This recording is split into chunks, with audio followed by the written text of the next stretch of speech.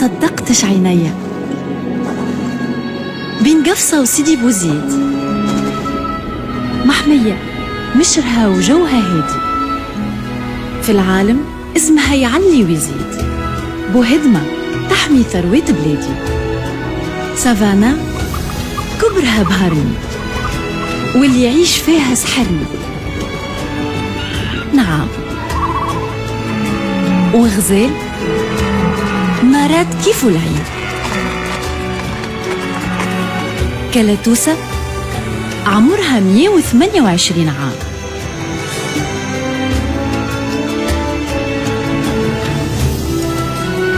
وآثار لها آلاف السنين.